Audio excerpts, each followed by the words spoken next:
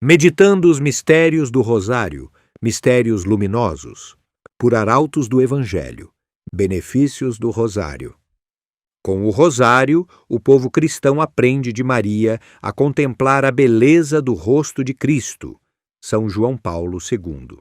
Entre os católicos, encontramos aqueles que rezam o Rosário, ao menos o terço, todos os dias, os que rezam de vez em quando ou apenas em circunstâncias especiais, e aqueles que não rezam e se justificam com o argumento de ser uma oração repetitiva. Muitos papas, teólogos e, sobretudo, santos e santas rezaram o Rosário. Isso deveria ser suficiente para nos dar a certeza de que se trata de algo muito maior e mais importante do que meramente uma prática repetitiva e vazia de sentido. Em seu livro O Segredo Admirável do Santíssimo Rosário, São Luís Maria Grignion de Montfort nos ensina: ainda que te encontres à beira do abismo, ou já com um pé no inferno, ainda que estejas endurecido e obstinado como um demônio, cedo ou tarde te converterás e salvarás, contanto que rezes devotamente todos os dias o Santo Rosário. O terror dos demônios. Relatos de vários santos e também de bispos e sacerdotes deixam claro o quanto o demônio teme o Santo Rosário e fica impossibilitado de tocar aqueles que perseveram na sua recitação diária. No mesmo livro, São Luís Grignion descreve um exorcismo feito por São Domingos de Gusmão diante de uma multidão de fiéis. Não se tratava de apenas um demônio, mas de um número muito elevado deles, e revelaram que se apossaram do corpo daquele herege quando ele atacou os mistérios do Rosário. No final do exorcismo, antes de serem expulsos do corpo do homem possuído, admitiram: temos mais medo dela, Nossa Senhora, do que de todos os bem-aventurados juntos, e nada podemos contra seus fiéis seguidores. Ninguém que persevere na reza do Rosário se condenará, porque ela obtém para seus fiéis devotos a verdadeira contrição dos pecados, para que os confessem e alcancem o seu perdão. Devotíssimo do Santo Rosário, São Luís narra esse e outros exemplos para que as pessoas saibam o poder dessa que é a oração mariana por excelência. Assim, temos o testemunho dos papas, dos teólogos, dos santos e do próprio demônio sobre a importância de rezarmos o Rosário. Uma decisão que precisamos tomar, sem dar desculpas. Como surgiu o Rosário? A oração do Santo Rosário surgiu por volta do ano 800, tornando-se conhecido como Saltério dos Leigos. Os monges rezavam os 150 salmos, e os leigos, que em sua maioria não sabiam ler, começaram a rezar 150 Pai Nossos. Com o tempo, surgiram algumas variações, entre elas a recitação de 150 Ave-Marias, 150 louvores em honra a Jesus e 150 louvores em honra a Maria. Em 1214, na igreja do mosteiro de Prouille, na França, Nossa Senhora apareceu a São Domingos de Gusmão, fundador da Ordem dos Dominicanos. O religioso passava por momentos difíceis. Durante suas orações e penitência em reparação aos pecados dos homens, quase sem forças após ter passado 3 dias e 3 noites sem comer, para aplacar a cólera divina, a Virgem Maria surgiu e lhe entregou o Rosário como uma arma poderosa para a conversão dos hereges e outros pecadores daquele tempo. Após esse milagre, o santo se tornou o grande propagador dessa devoção que se espalhou rapidamente em todo o mundo. Depois dessa aparição foi atribuído à Virgem Santíssima o nome de Nossa Senhora do Rosário, e a Igreja conferiu a São Domingos o título de Apóstolo do Santo Rosário. No ano de 1365, fez-se uma combinação dos 4 saltérios, dividindo as 150 Ave-Marias em 15 dezenas e colocando um Pai Nosso no início de cada uma delas. Em 1500 ficou estabelecido para cada dezena a meditação de um episódio da vida de Jesus ou Maria, e assim surgiu o Rosário de 15 Mistérios, como o conhecemos hoje. Coroa de rosas. A palavra rosário significa coroa de rosas. A Virgem Maria revelou a muitas pessoas que cada vez que rezam uma Ave Maria, lhe é entregue uma rosa, e por cada rosário completo, lhe é entregue uma coroa de rosas. Em 1917, quando a Primeira Guerra Mundial estava em seu auge, Nossa Senhora apareceu novamente para lembrar aos homens que a solução para seus males estava ao alcance das mãos, nas contas do rosário. Rezai o terço todos os dias para alcançar a paz e o fim da guerra. Assim, ela orientou aos 3 pastorinhos de Fátima, aos quais se identificou. Eu sou a Senhora do Rosário. A oração perfeita. O Santo Rosário é considerado a oração perfeita, porque junto com ele está a majestosa história de nossa salvação. Quando relembramos os acontecimentos mais marcantes da vida de Jesus Cristo e da Virgem Maria, e a sua recitação nos proporciona muitos benefícios. Eleva-nos ao conhecimento perfeito de Jesus Cristo. Purifica nossas almas do pecado, faz-nos vitoriosos contra todos os nossos inimigos, torna-nos fácil a prática das virtudes, abrasa-nos no amor de Jesus Cristo, enriquece-nos de graças e méritos, fornece-nos os meios de pagar todas as nossas dívidas com Deus e com os homens. Inicialmente, os mistérios estavam organizados em 3 grupos. Os gozosos, que contemplam a Anunciação, o nascimento e a infância do menino Jesus. Os dolorosos, os quais meditam todas as fases da paixão de Nosso Senhor.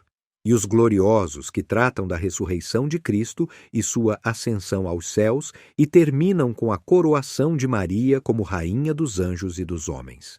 Mistérios luminosos. No dia 16 de outubro de 2002, João Paulo II apresentou à Igreja 5 novos mistérios, chamados luminosos, contemplando a vida pública de Jesus.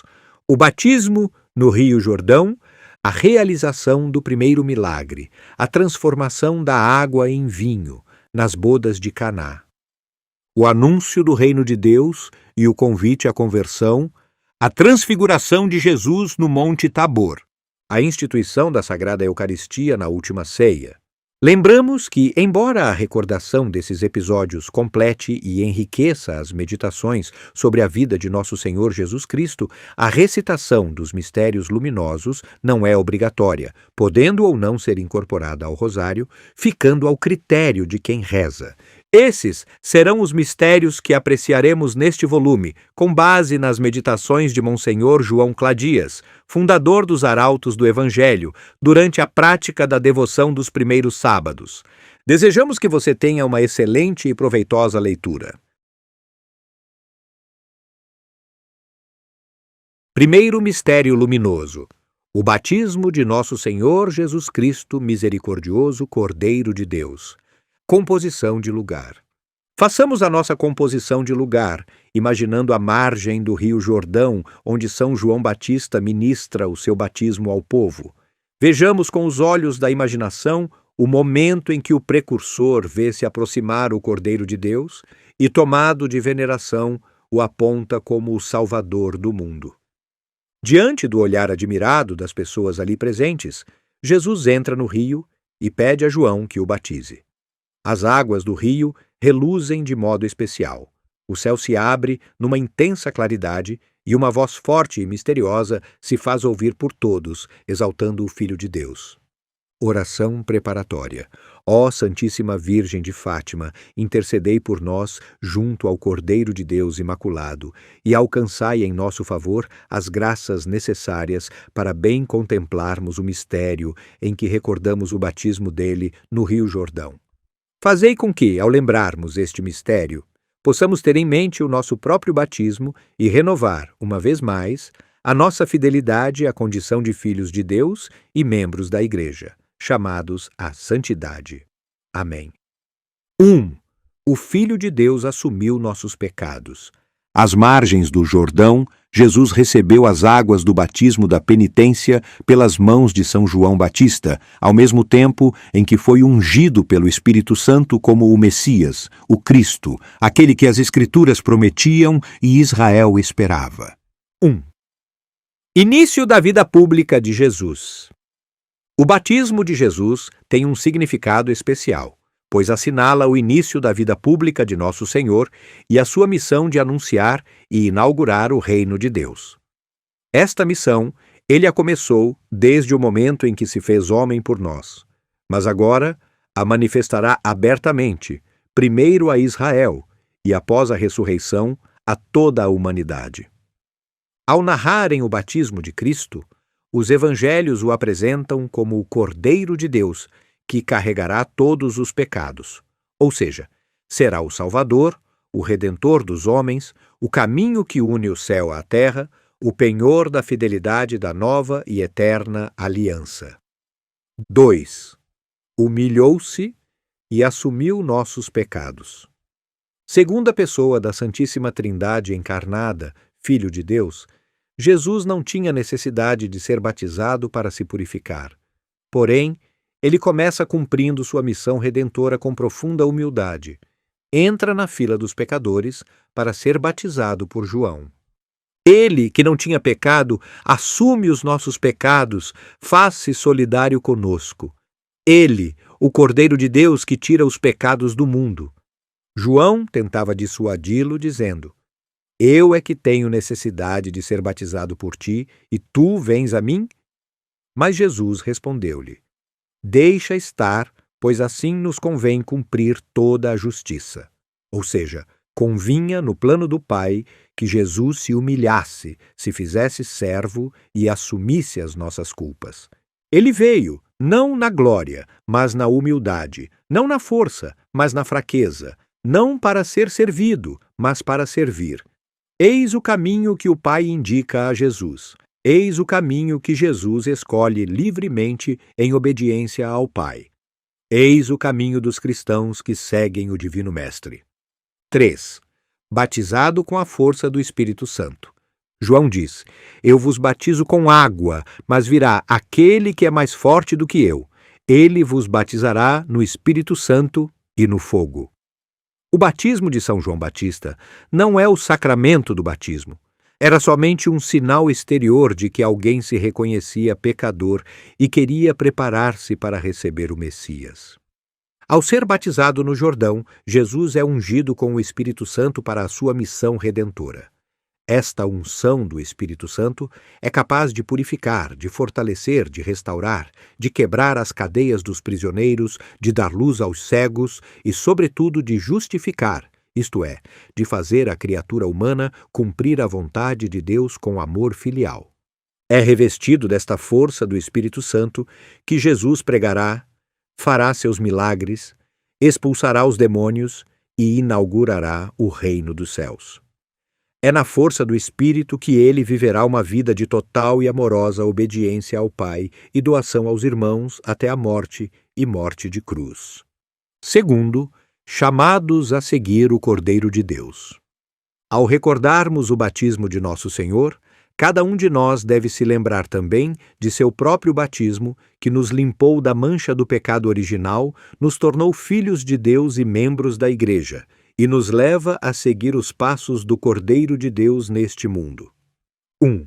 Santificados no sacramento do batismo.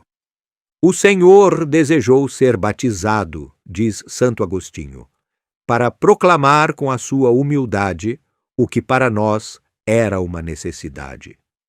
Com o batismo de Jesus, ficou preparado o batismo cristão, diretamente instituído por Nosso Senhor e imposto por ele como lei universal no dia da sua ascensão. Todo poder me foi dado no céu e na terra, e depois ensinai a todos os povos, batizando-os em nome do Pai e do Filho e do Espírito Santo. O batismo de João era apenas um sinal de conversão. O batismo que Jesus confiou à sua Igreja é um sacramento e um sinal eficaz, pois não só significa, mas realiza a libertação e a renovação de nosso ser, tornando-nos filhos de Deus à semelhança do Filho unigênito. Os padres da Igreja chegaram a dizer que Jesus desceu às águas, justamente para santificá-las e transmitir-lhes aquele poder de purificação e renovação que é exercido toda vez que a Igreja batiza em nome do Pai e do Filho e do Espírito Santo. 2. O batismo nos torna partícipes da missão de Cristo.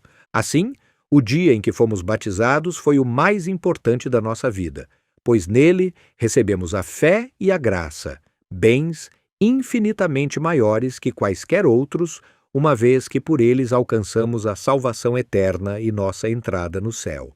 Devemos considerar ainda que, em virtude do batismo, somos também chamados a ser discípulos e missionários de Jesus Cristo, realizando, segundo a condição de cada um, a vocação de todo cristão na Igreja e no mundo.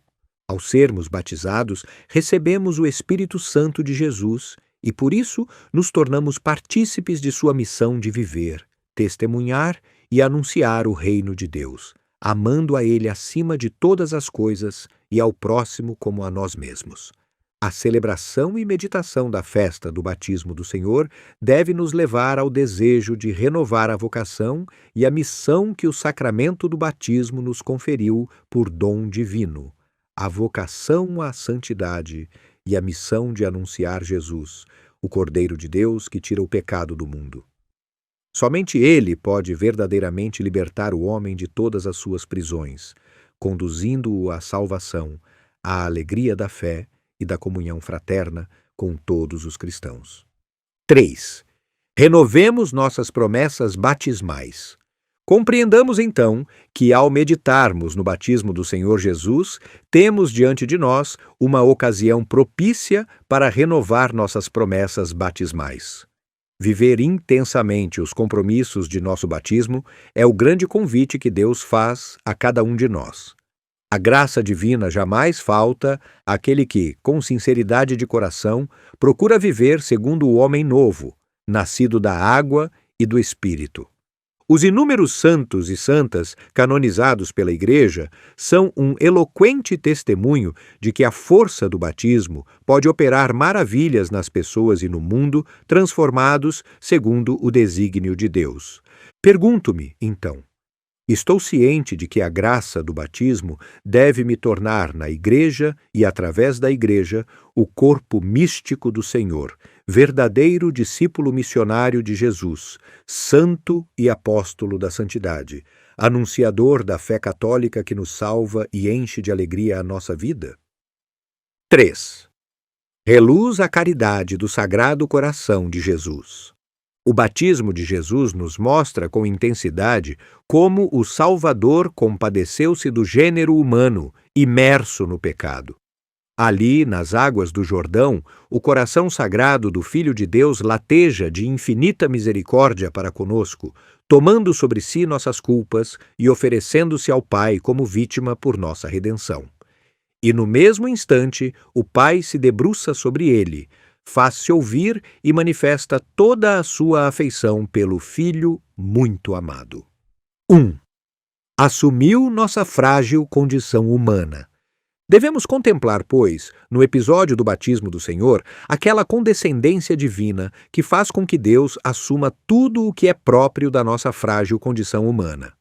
Jesus não teve pecado, mas, num gesto de solidariedade para com toda a humanidade, assumiu o que decorre do nosso pecado. 2. 1. Coração que nos amou até a loucura da cruz. Sim, o Deus encarnado vem ao homem, caminha entre os homens, confunde-se com eles.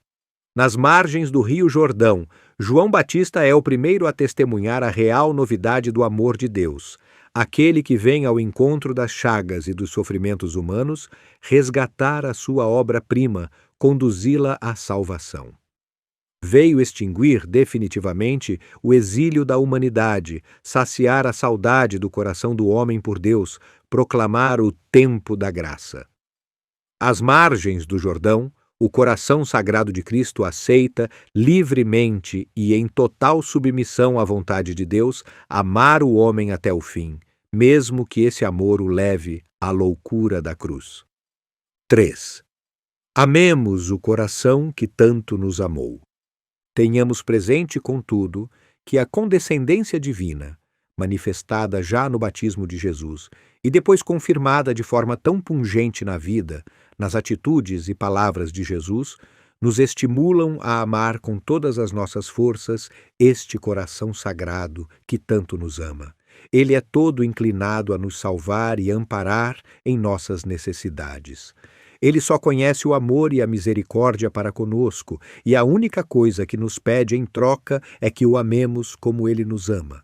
Renovemos nossos propósitos batismais, sim, mas renovemos também nosso propósito de amar o coração sagrado de Jesus acima de todas as coisas, com um amor tão profundo e verdadeiro que se manifeste em nossa própria santificação e em nossa caridade, para com todos aqueles que, de uma ou outra maneira, precisam de nosso amparo e nosso conforto. Mostremos ao mundo, com o testemunho de nossas vidas, que Jesus Cristo é o Filho de Deus amado, o caminho seguro à plena felicidade, a verdade que o coração do homem anseia e a vida que não foi tragada pela morte, mas a venceu para todo o sempre. Conclusão. Ao término desta meditação sobre o batismo de Jesus, voltemo-nos para a Senhora de Fátima e roguemos a ela, uma vez mais, que nos alcance de seu divino Filho a graça de sermos fiéis às nossas promessas batismais, à nossa condição de filhos de Deus, membros da Santa Igreja Católica e herdeiros do céu. Que ela nos proteja e ampare com sua maternal solicitude para nunca cairmos no abismo de uma vida envelhecida pelo pecado e pela indiferença ao amor do Sagrado Coração de Jesus por todos e cada um de nós, e que, a exemplo dela, saibamos viver com alegria a cada dia as promessas do nosso próprio batismo, bem incalculável que nos introduziu nos caminhos do céu. Por isso, suplicamos humildemente: salve, Rainha, Mãe de misericórdia, vida, doçura e esperança nossa, salve. A vós bradamos, os degredados filhos de Eva. A vós suspiramos, gemendo e chorando neste vale de lágrimas.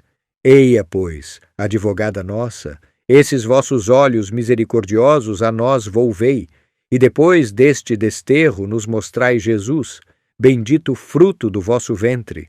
Ó clemente, ó piedosa, ó doce sempre Virgem Maria, rogai por nós, Santa Mãe de Deus, para que sejamos dignos das promessas de Cristo. Amém.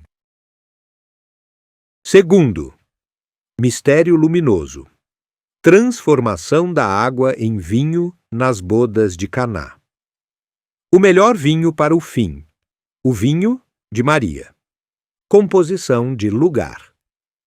Para nossa composição de lugar, imaginemos uma bela festa de casamento nos tempos do Evangelho, numa casa espaçosa, com amplos salões e muitos convidados. Entre estes, destacam-se Nossa Senhora, Jesus e seus primeiros discípulos. Todos estão contentes, desfrutando da boa comida e do bom vinho servido pelos anfitriões. De repente, vemos Nossa Senhora aproximar-se de Jesus e os dois se dirigem à cozinha da casa, onde alguns servidores desconcertados lhes apresentam as bilhas da bebida vazias. Oração preparatória. Ó Virgem Santíssima de Fátima, Mãe de Deus e nossa, a quem oferecemos esta meditação em reparação ao vosso coração imaculado, intercedei hoje por nós, do mesmo modo como outrora o fizestes nas bodas de Caná, e rogai a vosso adorável Filho que nos conceda as graças que nos faltam e das quais tanto necessitamos para aceitarmos os milagres da misericórdia divina em nossa vida e em nossa peregrinação rumo ao céu. Amém. 1. Cooperar com Deus nos milagres da fé. Caná distava 10 quilômetros de Nazaré e era uma cidade mais importante do que esta. Pode-se crer que Maria estava unida por laços de parentesco próximo às famílias do jovem casal e, tendo sido convidada a este título, julgou-se no dever de comparecer. Nosso Senhor acompanhou-a, levando consigo os seus primeiros discípulos, João, Tiago, Pedro, André, Filipe e Natanael.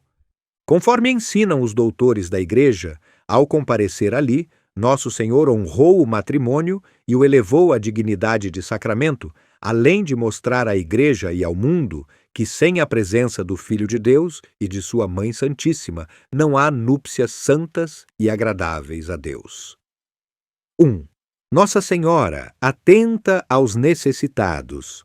Como sempre, despreocupada de si, Maria Santíssima prestava atenção em tudo, desejosa de fazer o bem aos outros. Percebeu, então, talvez sem ninguém lhe ter comunicado, a situação embaraçosa. Acabara o vinho. Que vergonha para os anfitriões! Quão grande seria a decepção quando isto viesse a saber-se. Tal, porém, não aconteceu, pois o coração de Maria não poderia ver uma necessidade, uma aflição, e mesmo sem ser rogada, intervém pedindo um milagre para tirar de embaraços esses humildes esposos. Nossa Senhora tudo interpretava com sabedoria, e por certo considerou que a providência permitira a falta de vinho para dar a Jesus ocasião de manifestar sua divindade. Ele ainda não operara prodígio algum, mas ela não duvida de seu poder sobrenatural, e sua comunicação implica numa súplica de que faça o possível, mesmo um milagre. 2. Jesus se alegra com o pedido de Maria. Como não poderia deixar de ser, Nosso Senhor também deveria estar penalizado com a situação daquelas famílias. Porém, desejava instruir seus discípulos e associar Nossa Senhora à sua obra, mostrando o papel decisivo da mediação de sua mãe. Por isso, com certeza, alegrou-se ao ouvir o pedido de Maria e respondeu como quem diz: "Deixai por minha conta, tudo irá bem", com mais dignidade no tom, mas sem dúvida também com mais afeto na modulação da voz. 3. Obedeçamos à voz da graça. Recomendando aos servidores fazer tudo quanto Jesus lhes mandasse, Nossa Senhora os instruíra a não colocar obstáculo algum à vontade de Jesus. E é isso que ela repete constantemente em nossas almas: "Fazei tudo quanto Ele vos disser." Ou seja, segui a voz interior da graça, sem opor-lhe qualquer obstáculo. Infelizmente, com frequência, não sabemos interpretar bem a voz de Deus e opomos resistência à graça, ao contrário da atitude exemplar daqueles servidores. Sem dúvida, deveria parecer-lhes estranha a ideia de oferecer água num banquete, mas obedeceram com prontidão, sem fazer o menor reparo. Uma importante lição para a nossa vida espiritual devemos tirar dessa passagem. Importa obedecer fielmente a Deus e a quem ocupa seu lugar junto a nós, sem indagar com demasiada curiosidade o motivo pelo qual nos manda uma coisa ou outra.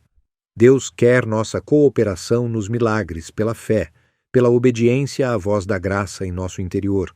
É como se Ele nos dissesse: "Se fizerdes o que podeis, eu farei o que não podeis." 2. Eficaz e poderosa intercessão de Maria. Conhecia muito bem Nossa Senhora o Sagrado Coração de Jesus e sabe que será atendida, e recomenda aos serventes fazer tudo quanto ele lhes mandar. E assim, a pedido de Maria, antecipa-se excepcionalmente a hora dos milagres de Cristo. É a eficácia da onipotência suplicante da Virgem. 1. Devemos confiar sempre em Nossa Senhora. Isso nos mostra como devemos confiar em Nossa Senhora sem restrições, mesmo quando pareçamos ser merecedores da rejeição de nosso Senhor. Será ela quem nos socorrerá quando, também a nós, faltar o vinho, pois por vontade de Deus, o poder de impetração da medianeira de todas as graças é imensurável. Em sua infinita bondade, prometeu o Redentor: "Tudo quanto pedirdes ao Pai em meu nome, vô-lo farei." Ora, se isso é válido para nós, concebidos no pecado original e com tantas misérias pessoais, como não o será em altíssimo grau para sua incomparável mãe? Se na terra Jesus nada lhe negou, agiria de outro modo estando no céu? Se ele fez esse estupendo milagre, embora não fosse ainda a hora, podemos ter certeza de que, agora sim, chegou a sua hora, pois está no céu como sacerdote eterno junto ao Pai para interceder por nós. Desse modo, estejamos certos de que, recorrendo a Maria, seremos atendidos em qualquer circunstância. 2. Nova era na espiritualidade humana. Nas bodas de Caná, segundo a interpretação de famosos teólogos e exegetas, ao lado de incontáveis hipóteses plausíveis, uma é inteiramente certa. Jesus operou esse milagre por intercessão de Maria para inculcar-nos a convicção de que, apesar de não haver chegado a hora, por uma palavra dos lábios da mãe, ele nos atenderá. Eis que em Caná abriu-se uma nova era na espiritualidade do gênero humano, com a inauguração de um especial regime da graça. Ademais, em Caná, Maria nos ensina algo muito importante. Numa análise superficial, parece inexplicável a atitude de Nossa Senhora, pois, apesar da negação de Jesus, ela ordena aos criados fazerem tudo quanto este lhes dissesse. Não havia ele dito que não chegara ainda sua hora? Fica a impressão, portanto, em quem lê o Evangelho, de Maria não ter feito caso dessa resposta negativa. Esclarece-nos a teologia ser esta atitude de Maria, à primeira vista um tanto obscura, uma excelente lição para nós. Nem todas as determinações de Deus são absolutas. Há algumas que são condicionadas aos desejos e reações nossas. Ou seja, elas se cumprirão ou não, dependendo da manifestação de nossas disposições. Se Maria não tivesse recomendado aos serventes que agissem de acordo com as orientações de Jesus, os nubentes e seus convidados não teriam tomado o melhor dos vinhos da história, nem os apóstolos assistido a tão grandioso milagre, de onde se conclui ser importante rezarmos a Deus com fervor e constância, manifestando-lhe nossas necessidades, pois é possível que Ele esteja à espera de nossa atitude para seguir uma ou outra via. Em Caná, aprendemos de Maria o quanto Deus quer a nossa colaboração em sua obra, devido a esse sublime papel de medianeira e de onipotência suplicante da Santíssima Virgem, que se inicia publicamente nas bodas de Caná. Talvez pudéssemos dividir a história da espiritualidade em duas grandes eras, antes de Maria e depois de Maria. 3. Convite à esperança. O vinho fruto desse milagre foi, sem dúvida, o mais delicioso jamais produzido na história, o vinho dos vinhos, porque feito pelo próprio Deus.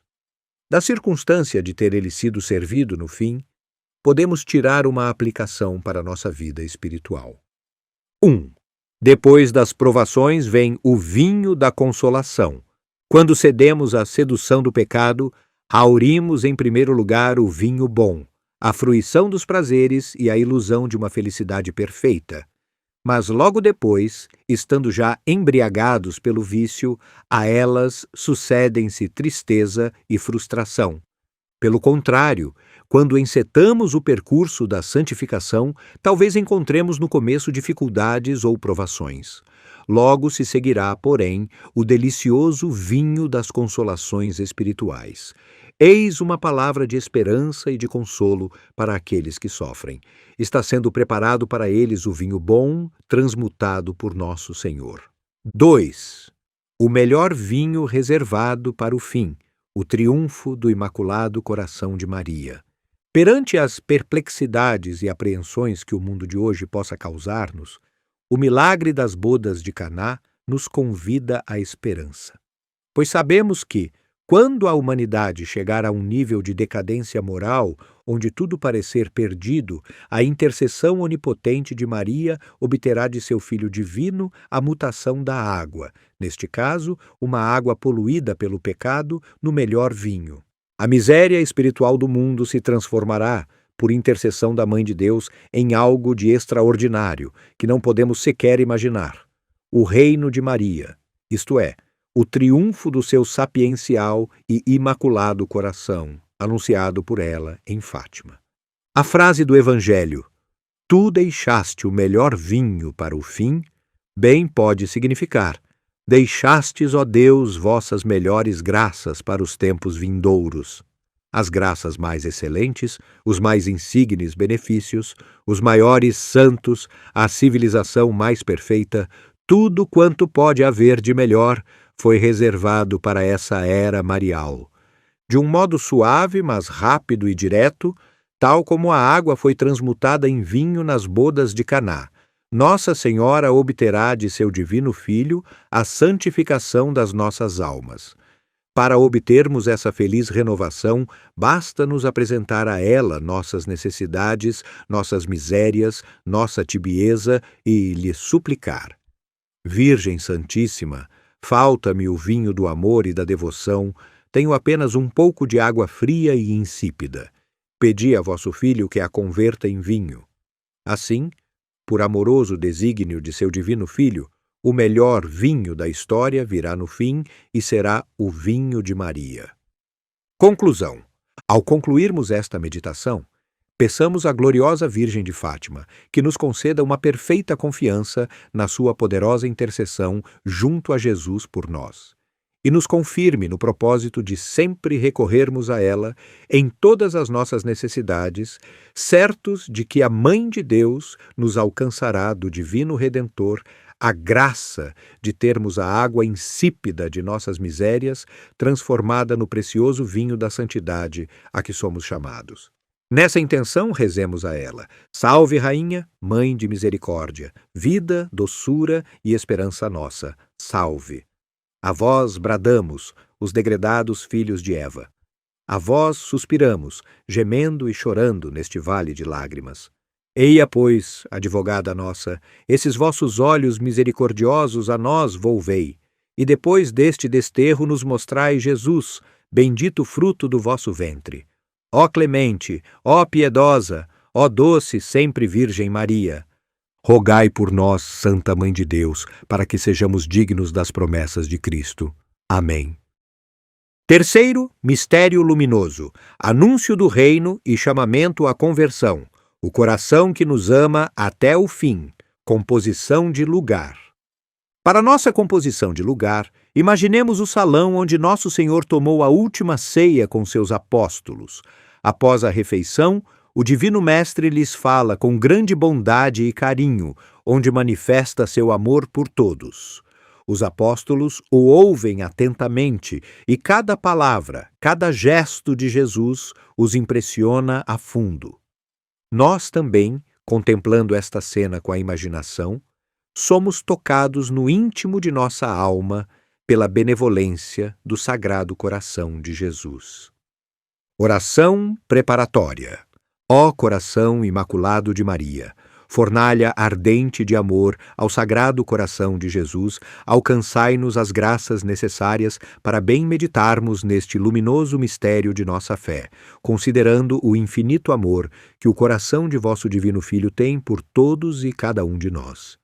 Fazei, ó Mãe, com que saiamos desta meditação mais agradecidos a este amor divino e mais decididos a corresponder plenamente a ele. Amém. 1. Fonte de confiança inabalável. Cada um de nós possui um coração que pulsa dia e noite e discerne com clareza os próprios gostos e preferências. No entanto, quão diferente é o coração adorável de Jesus, humano e ao mesmo tempo divino. Jamais qualquer movimento deste coração destoará dos desejos da Santíssima Trindade. Uma vez criado, uniu-se aos planos que o Pai, o Filho e o Espírito Santo tinham para ele, e manifestou a Deus o mais perfeito e sublime amor, penetrado de respeito, adoração e submissão. Um coração feito de amor ilimitado, que conhece nossas misérias e debilidades. Ele tudo tolera, compassivo, sem nunca diminuir seu amor, apesar das inúmeras ocasiões em que lhe damos motivo para isso. 1. Celebração da confiança inabalável. A devoção ao Sagrado Coração de Jesus bastaria para tornar inabalável nossa confiança nele e dar-nos a firme convicção de que, graças à infinita benevolência divina, alcançaremos um dia a felicidade eterna. Imperfeitos que somos, necessitamos sempre do auxílio sobrenatural para a prática da virtude, pois já diz a Escritura que o justo peca 7 vezes ao dia. Entretanto, ao nos depararmos com nossas debilidades, não percamos uma fímbria sequer de confiança, certos de que, no fundo, elas proporcionam à providência ocasião de manifestar ainda mais sua grande misericórdia. Devemos, pois, abandonar-nos sem reservas nas mãos do Sagrado Coração de Jesus e nos deixar conduzir enquanto meros objetos de sua bondade infinita. A celebração dessa devoção poderia ser chamada de festa da confiança inabalável. 2. Misericórdia e perdão ilimitados. Algumas horas antes de ser traspassado o coração de Jesus pela lança de Longinos, Nosso Senhor dirigiu uma pungente súplica a Deus. Pai, perdoa-lhes, porque eles não sabem o que fazem.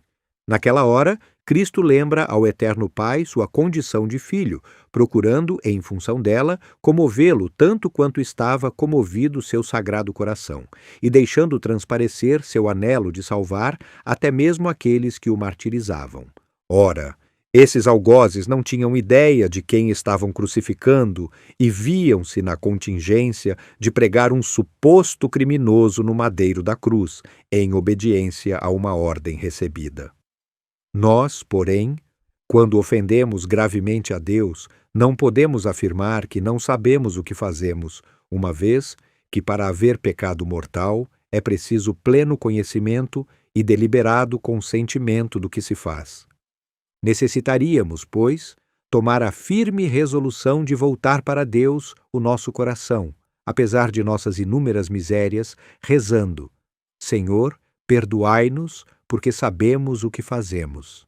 E tenhamos a mesma inabalável confiança de que seremos perdoados, como objetos de ainda maior clemência do Sagrado Coração de Jesus, do que quando ele perdoou os que não sabiam o que faziam.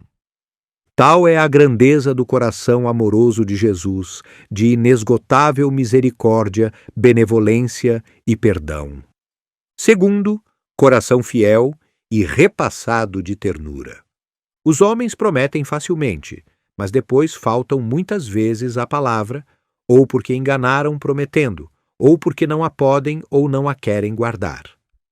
Não faz assim Jesus Cristo, que, sendo Deus Todo-Poderoso, não pode enganar nem mudar. Quanto melhor é, pois, ter que tratar com este coração divino do que com os homens. Ponhamos, porém, a mão na consciência. Somos nós fiéis a Deus, assim como Ele nos é fiel? Quantas vezes temos já prometido amá-lo e depois o temos traído? 1. O coração de Jesus não pode enganar aqueles que o amam. Oh, como o belo coração de Jesus é fiel para com aqueles que ele chama a seu santo amor, exclama Santo Afonso de Ligório. Este nos ensina que a fidelidade de Deus nos dá ânimo para esperar tudo, se bem que nada mereçamos. Se desejamos graças, peçamo-las em nome de Jesus Cristo, visto que ele nos prometeu que assim as obteremos. Nas tentações, confiemos nos méritos de Jesus e ele não permitirá que os inimigos nos incomodem acima das nossas forças. Deus não pode ser infiel em suas promessas, porque não pode mentir, sendo a verdade mesma. Nem pode mudar de opinião, porque tudo o que quer é justo e reto.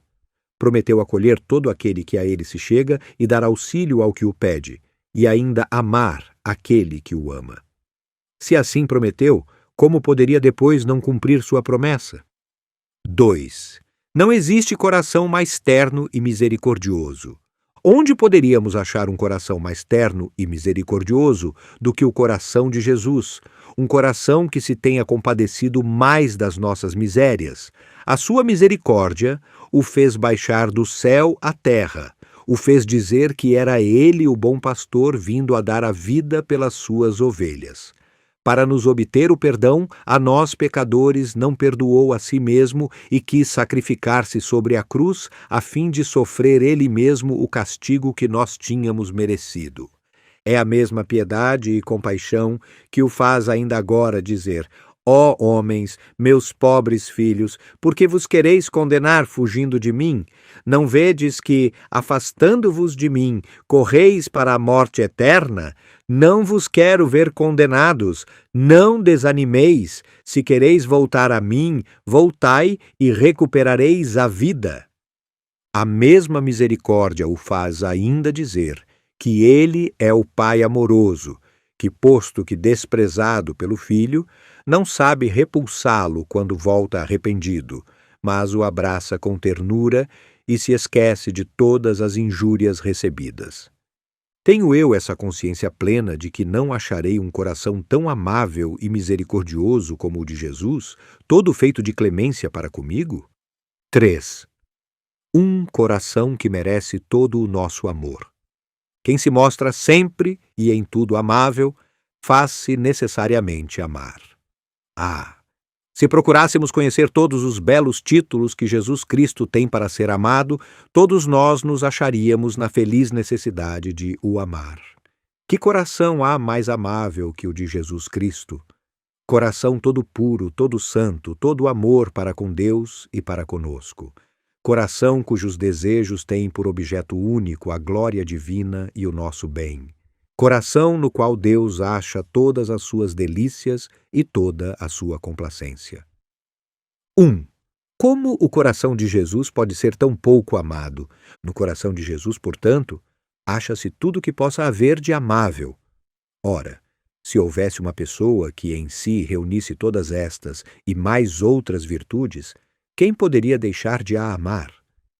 Se soubéssemos que longe de nós reina um monarca famoso, humilde, afável, piedoso, cheio de caridade, manso para com todos e benfazejo até para com os que lhe fazem mal, mesmo sem o conhecermos e termos que ver com ele, seríamos cativados pelo seu amor e constrangidos a amá-lo. Como é então possível que Jesus Cristo, o qual possui todas estas virtudes e em grau supremo, que nos ama tão ternamente, seja amado tão pouco pelos homens e não seja o objeto único de nosso amor?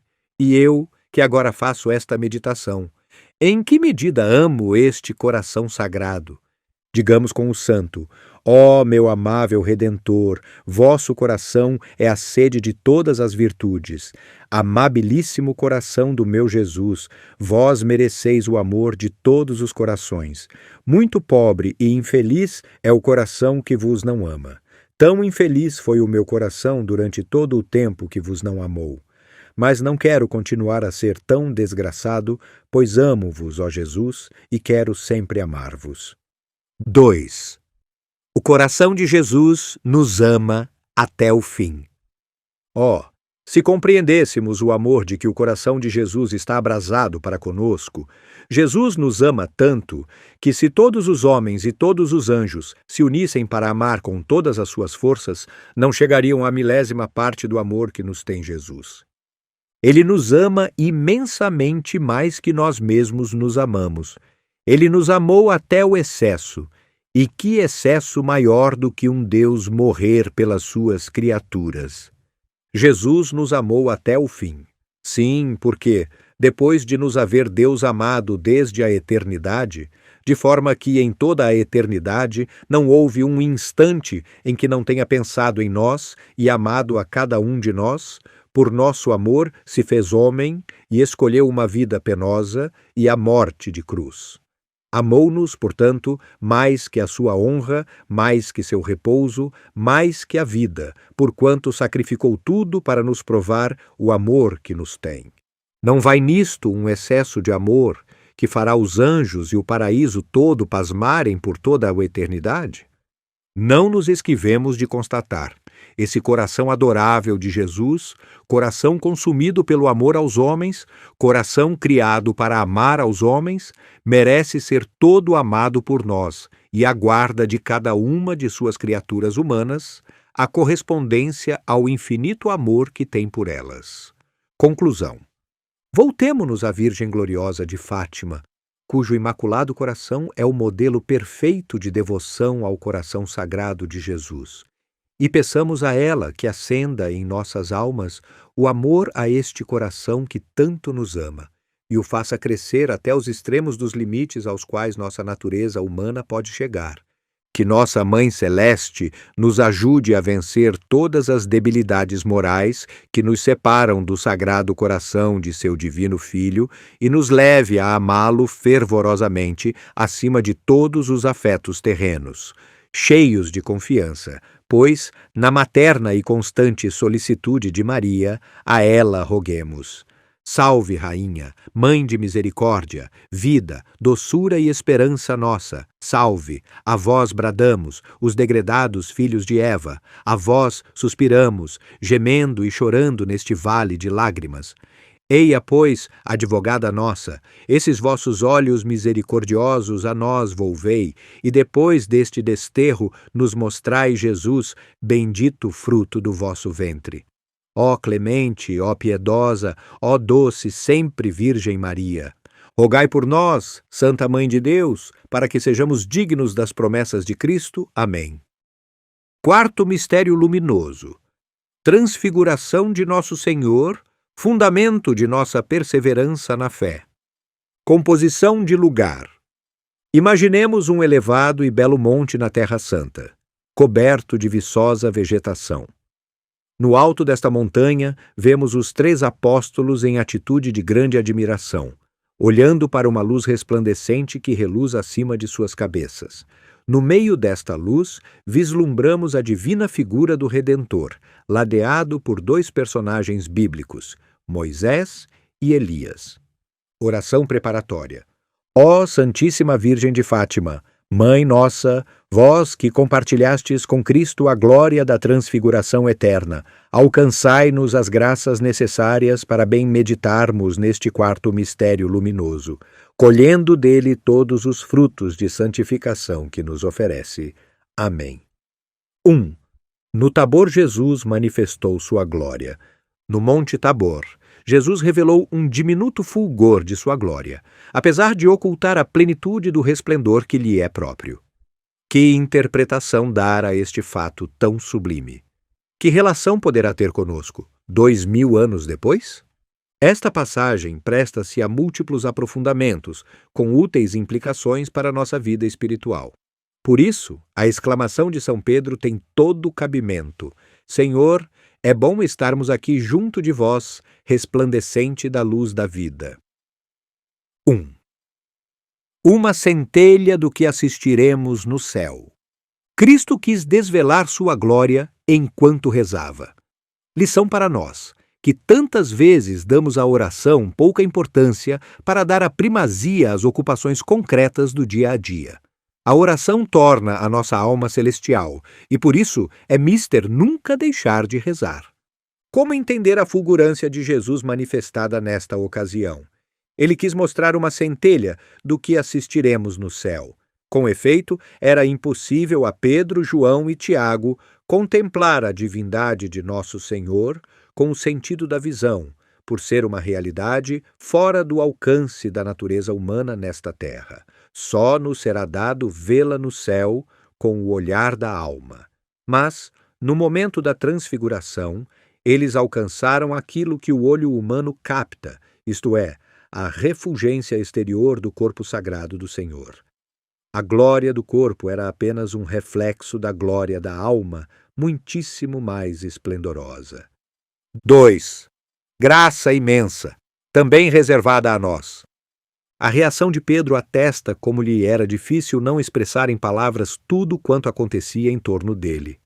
O que ele dissera tinha razão de ser, pois refletia o desejo de perpetuar aquela situação de felicidade paradisíaca.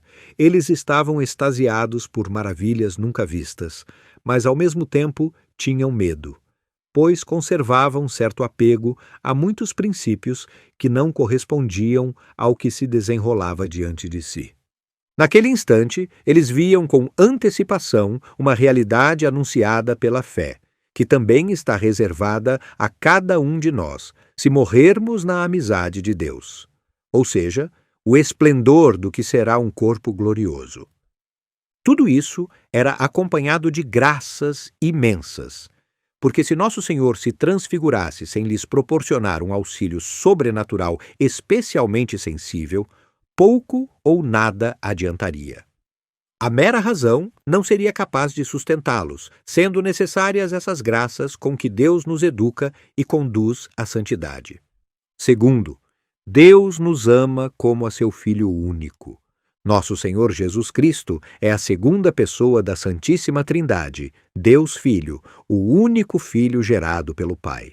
Todavia, nós estamos incluídos nesta filiação, pois somos filhos adotivos de Deus pelo batismo. E, portanto, somos irmãos de Jesus, fazemos parte da família divina.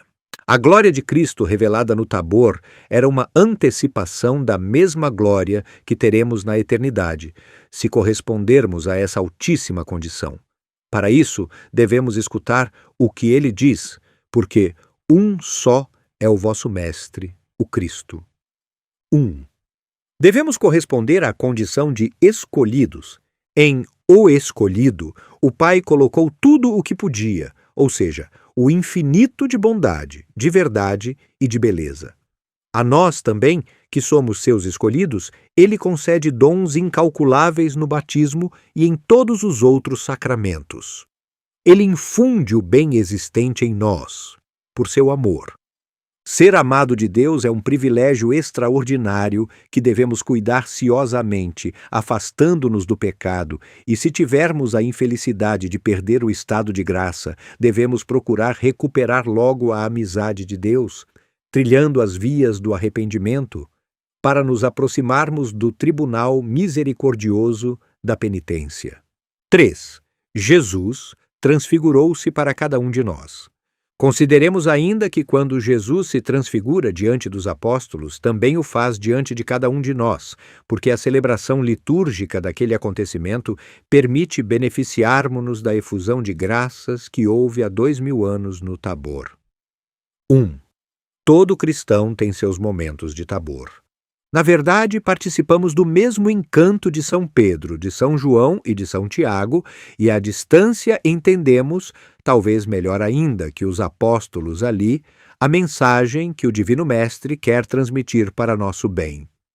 Todo cristão, quando segue com fidelidade os passos de Jesus, tem em sua vida espiritual momentos de Tabor, nos quais vê com particular clareza o esplendor de nosso Senhor Jesus Cristo. É a hora da transfiguração. Poderá ser numa celebração litúrgica, ao receber a Eucaristia, durante uma confissão, quando faz uma oração notadamente fervorosa, ou até mesmo numa circunstância inesperada de seu dia a dia. Quem escolhe a ocasião para favorecer a alma com graças místicas é o Espírito Santo. A recordação dessas inefáveis consolações deve ser guardada na memória com cuidado, como quem cola num álbum as fotos dos melhores episódios da vida para reviver mais tarde a felicidade daqueles instantes únicos. 2. Cristo está mais próximo de nós quando sofremos. Também, em sentido contrário, o bom cristão tem ao longo da caminhada terrena suas sextas-feiras de paixão. É, então, quando mais se assemelha ao Salvador. Serão simples dificuldades. Poderá ser uma penosa doença, problemas familiares, reveses financeiros, dramas, desilusões, decepções ou tragédias que nunca faltam. Parece, então, que fomos abandonados por Deus, que Ele não ouve a nossa prece, o nosso clamor de angústia, e somos tentados contra a fé, vacilamos, duvidamos.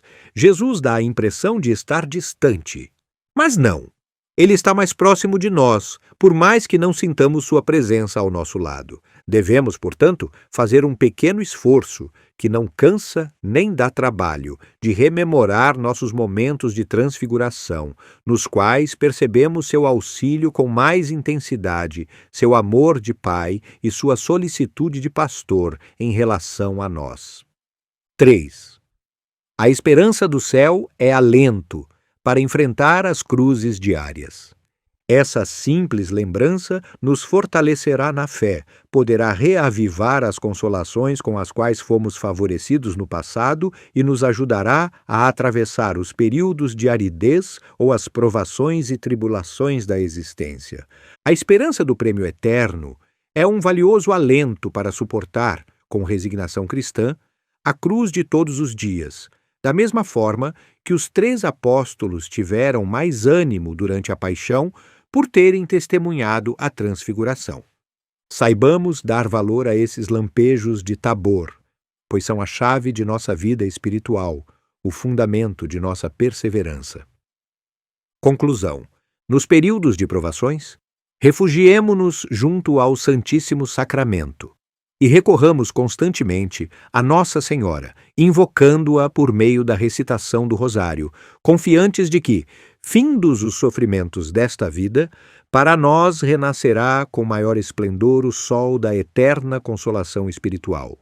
Desde já, digamos a Maria, com inteira confiança de filhos: Salve, Rainha, Mãe de Misericórdia, vida, doçura e esperança nossa.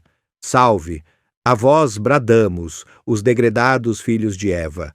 A vós suspiramos, gemendo e chorando neste vale de lágrimas. Eia, pois, advogada nossa, esses vossos olhos misericordiosos a nós volvei, e depois deste desterro nos mostrai Jesus, bendito fruto do vosso ventre. Ó clemente, ó piedosa, ó doce sempre Virgem Maria, rogai por nós, Santa Mãe de Deus, para que sejamos dignos das promessas de Cristo. Amém. Quinto mistério luminoso: a instituição da Sagrada Eucaristia, alimento para nossa santificação. Composição de lugar. Imaginemos o salão do cenáculo preparado para a última ceia, com a grande mesa montada para a refeição, bilhas de água e de vinho junto a uma das paredes, candelabros e lâmpadas a óleo acesos. Em determinado momento, vemos entrar Nosso Senhor e os apóstolos tomando seus lugares. O Divino Mestre ocupa o centro e o observamos tomar em suas mãos o pão e um cálice de vinho, erguendo-os e os abençoando, sob o olhar admirativo dos discípulos. Oração preparatória. Ó Santíssima Virgem de Fátima, que em vossas aparições na cova da Iria nos chamastes à conversão e à santidade, alcançai-nos de vosso divino Filho as graças necessárias para bem meditarmos neste mistério do Rosário e dele colhermos todos os frutos e proveitos espirituais que nos afervorem na prática da virtude e na busca de nossa própria santificação. Fazei com que hoje façamos novos e mais firmes propósitos de nos assemelharmos a vós e a Ele, a fim de sermos dignos de figurar um dia ao lado dos nossos irmãos de fé que nos precederam no céu. Amém. 1. O pão da vida eterna. Após o milagre da multiplicação dos pães, Nosso Senhor afirmou que era Ele o pão vivo que desceu do céu, e prometeu: quem comer deste pão viverá eternamente, e o pão que eu hei de dar é a minha carne para a salvação do mundo.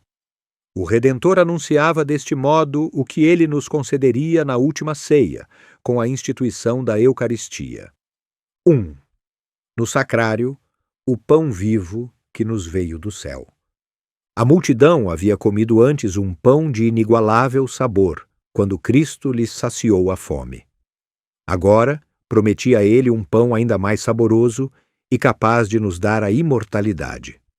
A curiosidade se acendeu de modo extraordinário no meio do povo, pois como podia ser que um simples alimento tivesse todo aquele poder de prolongar a vida eternamente? Jesus lhes respondeu: pois este é o pão que desceu do céu, para que não morra todo aquele que dele comer. O pão que era ele próprio, em corpo, sangue, alma e divindade, nos dado na Eucaristia, que se faz presente todos os dias nos altares, no momento em que o sacerdote pronuncia as palavras da consagração, é o pão que se encontra nos sacrários de todas as igrejas, sempre pronto a nos servir de alimento que nos fortalece e nos guarda para a vida sem fim no céu. 2. Quem não comer deste pão não terá a vida eterna.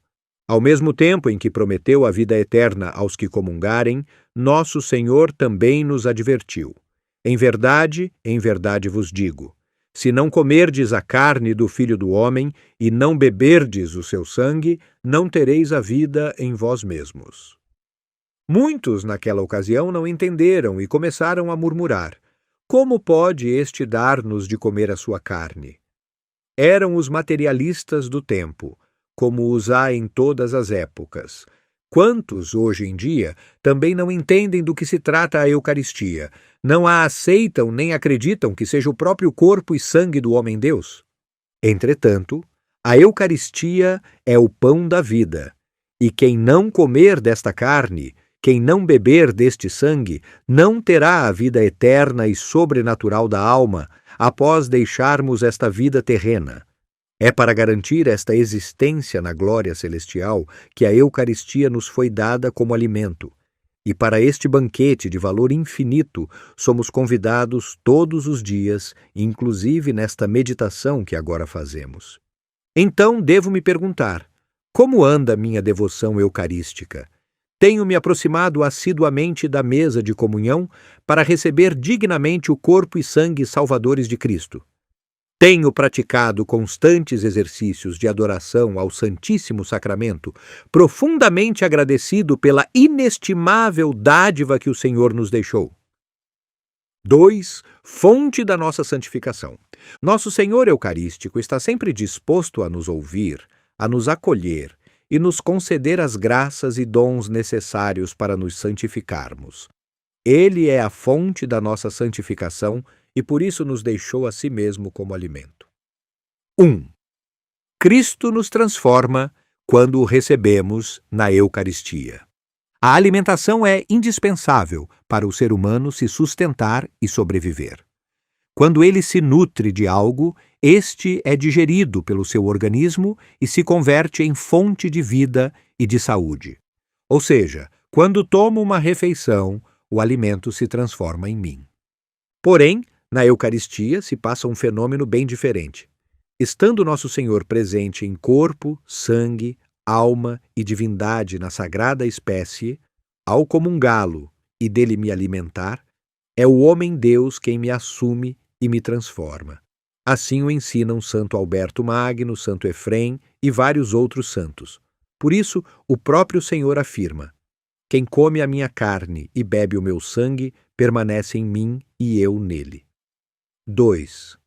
Aquele que nos santifica. O que o alimento é para o corpo, a Eucaristia é para nossa alma e nosso espírito. O alimento nos dá forças, ânimo e revigora nossas energias físicas. Cristo Eucarístico confere vigor sobrenatural sempre renovado ao visitar a alma que o comunga. Ele a habita, trazendo-lhe os méritos infinitos de sua redenção e o valor superabundante de sua graça santificadora. Ele é a fonte de nossa santificação e, transformando-nos quando o recebemos como alimento, nos torna dignos de partilharmos com ele a glória do céu, depois que encerrarmos nossa peregrinação neste mundo. 3. A felicidade que nos aguarda no céu. E é para a bem-aventurança eterna que devemos sempre olhar, enquanto atravessamos as vicissitudes e incertezas desta vida. Nada do que padecermos e enfrentarmos no nosso cotidiano pode nos desanimar, se tivermos diante dos olhos a felicidade que nos aguarda no céu. Os santos assim viveram, esforçando-se na prática das virtudes e nas renúncias às paixões terrenas, em vista da glória futura. Sigamos o exemplo deles. 1. Bens e belezas que o coração humano não imagina. Em que consiste, pois, essa bem-aventurança eterna? São Paulo procura desvendar um pouco do que nos espera no céu, afirmando que são coisas que os olhos não viram, nem os ouvidos ouviram, nem o coração humano imaginou. Tais são os bens que Deus tem preparado para aqueles que o amam. Tais são os bens e belezas que os santos já desfrutam em plenitude na eternidade e com a qual nenhuma consolação desta vida é comparável.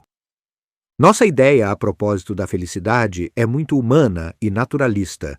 Por isso, às vezes, julgamos ser felizes porque alcançamos o nosso objeto de desejo. Na verdade, enquanto estivermos na terra, a nossa inteligência não é capaz de compreender a felicidade do céu. apenas podemos vislumbrá-la, como excedendo as maiores consolações espirituais e alegrias terrenas que possamos experimentar. A isso somos chamados, se trabalharmos com amor e empenho na nossa santificação. 2. Fazer e sofrer tudo para merecer o céu.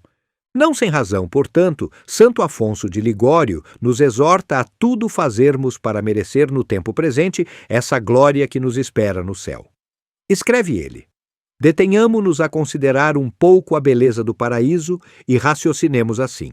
Na transfiguração do Senhor, São Pedro, São João e São Tiago provaram apenas uma só gota da doçura celestial, e nem assim puderam conter-se que não rogassem a Jesus lhes fosse concedido permanecerem sempre naquele lugar. Que será então de nós, quando o Senhor saciar os seus escolhidos da abundância de sua casa e os fizer beber na torrente das suas delícias? Tão bela sorte nos espera também a nós, meu irmão, se nos esforçamos por merecê-la, ao menos no tempo de vida que ainda nos resta. Ó doce esperança! Virá um dia em que nós também veremos a Deus como é. Veremos a beleza incriada que encerra, de modo infinitamente perfeito, todas as belezas espalhadas pelo universo. E o santo conclui: animemo-nos, portanto, e procuremos sofrer com paciência as atribulações que Deus nos envia, oferecendo-as ao Senhor em união com as penas que Jesus Cristo sofreu por nosso amor. Quando as cruzes nos afligirem, levantemos os olhos ao céu e consolemo-nos com a esperança do paraíso. Tudo é pouco, ou antes nada, para merecermos o reino do céu. Olhemos então para nosso íntimo e nos perguntemos: como nos temos esforçado para praticar a virtude, para crescer em nosso amor a Deus, em nossa devoção à Sagrada Eucaristia, tendo em vista nossa santificação? Enfrentamos nossas provações e abraçamos nossas cruzes como meios de merecermos o céu? Conclusão. Ao término desta meditação, voltemo-nos para Maria Santíssima, ela que é o modelo perfeito de devoção à Sagrada Eucaristia e de alma adoradora do Santíssimo Sacramento, ela que trouxe durante 9 meses em suas imaculadas entranhas, como num preciosíssimo tabernáculo, o Verbo encarnado, é a medianeira que nos oferece a todo momento a graça santificante de Deus. É a rainha de todos os santos, e por isso mesmo, aquela que tudo nos alcança do céu para podermos ser, cada um de nós, santos como os justos que nos precederam na eterna bem-aventurança. Voltemo-nos para a gloriosa Mãe de Deus, Rainha de Fátima, e lhe supliquemos que nos ajude a trilhar nesta vida os caminhos da virtude e do bem, do amor a Deus e da santidade, compreendendo cada vez mais o tesouro que possuímos na Sagrada Eucaristia, transformando-nos em ardorosos adoradores do coração eucarístico de seu divino Filho. Cheios de confiança, pois na materna e constante solicitude de Maria, a ela roguemos. Salve, Rainha, Mãe de misericórdia, vida, doçura e esperança nossa, salve! A vós bradamos, os degredados filhos de Eva, a vós suspiramos, gemendo e chorando neste vale de lágrimas. Eia, pois, advogada nossa, esses vossos olhos misericordiosos a nós volvei, e depois deste desterro nos mostrai Jesus, bendito fruto do vosso ventre. Ó clemente, ó piedosa, ó doce sempre Virgem Maria, rogai por nós, Santa Mãe de Deus, para que sejamos dignos das promessas de Cristo. Amém.